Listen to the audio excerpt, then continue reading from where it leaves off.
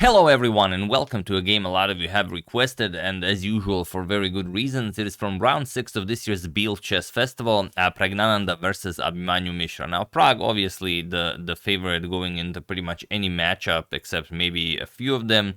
However, he is facing a very fierce opponent, a 2604 rated Abhimanyu Mishra, who in 2021, if you remember, overtook Sergei Karyakin's record as the youngest ever Grandmaster, and he says that his goal in chess is to become world champion. Of course, that's the goal of any ambitious player, but he's very adamant about it. He's stating it publicly, and well, he's been playing incredible chess so far. So let's check out this game. Pragg with white opens with pawn to e4, and we will have some 10 moves of theory. We have pawn to e5, knight f3, knight to c6, and bishop to b5. We also have the clock times for this game, so I will include them. Sorry about not including it right away. Could be relevant to this game. That will be up to you guys to decide. Okay. We have bishop to b5. The Ruy Lopez is on the board. It's 2 hours starting time. We have pawn to a6, bishop to a4, and knight to f6. We have castles and pawn to b5. Bishop to b3 and bishop to c5. We have pawn to c3 with the option of hiding the bishop on c2 and striking in the center with pawn to d4 and pawn to d6. Even though rook e1 still hasn't been played, you do not want to capture this. You could capture it, but then pawn to d4, and this has all been analyzed, doesn't really do all that much for black. So after c3, we have d6, pawn to d4, and bishop back to b6. We have h3, castles, rook to e1, and rook to e8, preparing to capture and then put pressure on that e4 pawn. So bishop to g5, pinning one of the attackers of the e4 pawn, pawn to h6, we have bishop to h4, and bishop to b7 by Abhimanyu. And now there is a game where pawn to d5 was played, but Pragg decides to keep the center tense, and he plays queen to d3. And it is now, as of move 13, that we have a completely new game, and knight to a5, putting pressure on the bishop, preparing to put the knight on c4, also opening up the light square bishop's diagonal. So bishop to c2 and pawn to g5. Now you could choose to move the bishop back, let's say go back bishop to g3, then something like e captures on d4, and it's a reasonable game. But knight captures on g5 is by far best. You will take the 2 pawns, you will have the attack, and you can't ask for much more than this. And Abhimanyu very brave for going for this. Knight captures on g5, h captures and bishop captures, and okay, king to g7. Spending 5 minutes on this. It is the usual way to defend such ideas, but of course you have to check. It's a completely new position. Maybe the knight has a very easy way of entering the game. Maybe you have to be really careful here. So knight to d2. We have queen to c8. There are other moves that can be played here. Queen to c8 is a most ambitious one, as it invites the queen to come to g3, but you have everything on a light square, so you don't have to worry about any dark square discoveries. We have queen to g3, and not just knight to h7, putting pressure on the bishop, and asking what do you do here. And it doesn't look like this is some sort of a deep preparation by Mishra, as he's burning a lot more time than Pragg. He's already down to 37 minutes. So d captures on e5, d captures on e5, and this is the position. Now the position is winning for Praggnanandhaa, but Pragg could not find the idea over the board, and he didn't even invest all that much time here. I think he spent maybe 5 minutes on this move, and he played an okay move, but he did not play the winning one. So just for fun, feel free to pause the video and try to don't try to just spot the first move. Try to calculate why it's important and why perhaps Pragg missed it. You will feel very good about yourselves. Have at it while I give you a couple of seconds. So for those of you who were able to do it, congratulations on spotting the line that was missed by a 2757 Grandmaster and also a candidate. And for those of you who just want to enjoy the show, it is bishop to f4 check. This is the move. And you might be thinking, well, of course that's the move. What's the big idea? We're just going to capture here, and I mean, we're going to have an awesome position. The problem why it was probably missed by Pragg is that after king to h8, Bishop captures on e5 check, and f6, you have to capture on f6. It doesn't look like it's a move that should be played, but it definitely should be played. The point being that after captures and captures, you play pawn to e5, which again is not all that easy to decide because you also open up the black slide square bishop diagonal. But now the point is that after knight h7, or maybe Pragg even calculated all of this as, I mean, it is well within his ability. But now there's no other move than bishop captures on h7. It looks just very unnatural to play all of these moves. Like queen h4 is met with queen d7, everything's defended. But here you play bishop captures, and now after king captures, queen to h4 check, again, only winning move. King to g8, queen to g5 check, and if the king tries to escape, you will go queen to f6 check, or if the king goes to f8, you will go here. But even if queen to f7, you will still give this check, and if king to g8, now e6. Because this is covered by the light square bishop, this is covered by the dark square bishop. You cannot lift your rook this way.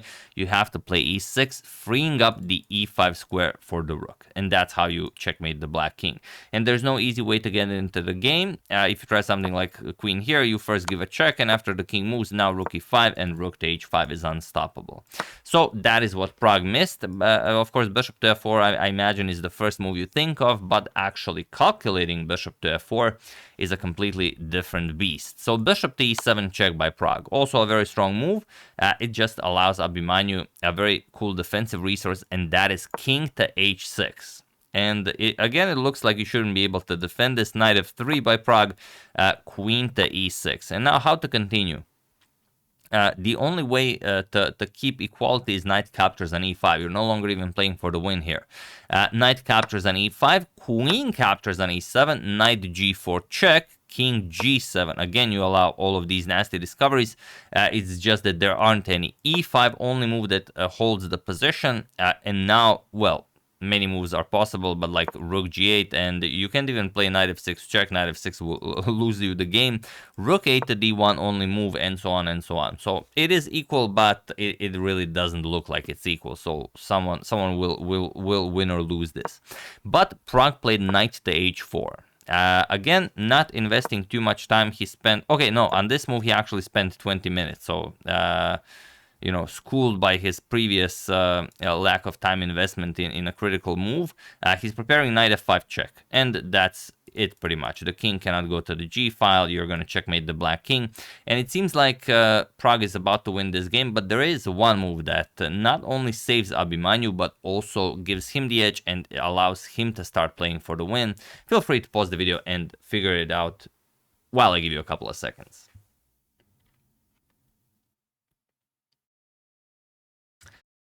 The tricky move in question is rook to g8. Only move. And now the point is that after knight f5 check, you just take the knight. That's it. And after captures, you will capture the queen. Sorry, after captures, you will capture the queen. The f pawn is even pinned. So, of course, black is completely winning here. So after rook g8, Pragg played queen f3. Now king to g7. Mishra playing all the top moves. We have knight to f5 with check. King to h8, and now rook 8 to d1, but now rook 8 to e8. Again, with tempo, you have to play forcing moves, as Bobby Fischer always said. Now threatening rook captures to take the bishop and knight for the price of a rook. So bishop back to h4, now knight to c4. Getting this piece that's not really doing anything back into the game. You're putting pressure on the b2 pawn. Bishop to b3, pinning the knight, and now bishop to c5. Preparing to bring the bishop back to help out with the defense of the black king. Pawn to a4, bishop to c6. We have bishop back to a2, queen to g6. Already putting pressure on that g2 pawn. We have a captures on b5, a captures and pawn to b4, bishop to d6, and now rook e2. Preparing to double up. Bishop to d7 going after the knight. Once you capture this knight, Pragg's attack is essentially over. Bishop captures, b captures, and now knight captures on d6. This is the preferred capture. C captures, and rook e to d2, putting pressure on the d6 pawn, but Abhimanyu just goes rook to e6. The pawn is nicely defended, and now Pragg is just down a piece. He's down a full knight, and he will of course try. He does have 2 pawns for the piece, as that's what happened when he sacrificed on g5. But in this position, it doesn't look like much. We have pawn to g4, bishop to c6, putting pressure on the e4 pawn, rook to e2, and now a beautiful move by Abhimanyu, pawn to f5. And it looks like you're just giving up material, but it could not be further from the truth. Queen captures on f5, queen captures, e captures, and now look at this. Beautiful move, rook to h6, and the bishop cannot be saved. If you move the bishop, then rook captures on h3. How are you stopping checkmate? Only move f3, and then you capture here, then you capture here, and then everything falls apart. So instead, rook e3 was played, and now Pragg just collects the bishop as well. Now Pragg is up Abhimanyu is up 2 pieces, but it's still not over. Rook captures on d6. We have bishop to a8, and now king to h2. Now, if Pragg is allowed king to g3, the rook is trapped. So if he wins back the rook, then it's gonna be 2 rooks versus a rook, bishop, and knight. You can still play this. Of course, Abhimanyu figures it out. Knight to g5, pawn to b5, and now bishop to f3, cutting off the rook from the defense of the h3 pawn, and that's just it. Captures king g1, rook to h1 will be checkmate. So Pragg is now forced to give up the rook as well. Rook captures on f3, knight captures with check, king g3, and pawn to e4, defending the knight. And now Pragg is down a rook and the knight, and of course you resign this any day of the year, but he already lost the previous game to Sam Shankland, and he was better in this game, and I guess it's just very hard to come to terms. So he continues playing rook to c6. We have rook to b8, and now rook captures on c4. Plus, there's always the possibility of your opponent making a mistake, and if you can, force yourself to play a position where you're down so much, you will lose fewer games than you would throughout your entire life, let's say. We have rook captures on b5, going now for, well, there's nothing much for Pragg to try. He plays rook to c8 with check, king to g7, rook to c7 with check, king to f8, rook to c8 with check, king to e7, and now rook to c4, going after the e4 pawn, king to d6.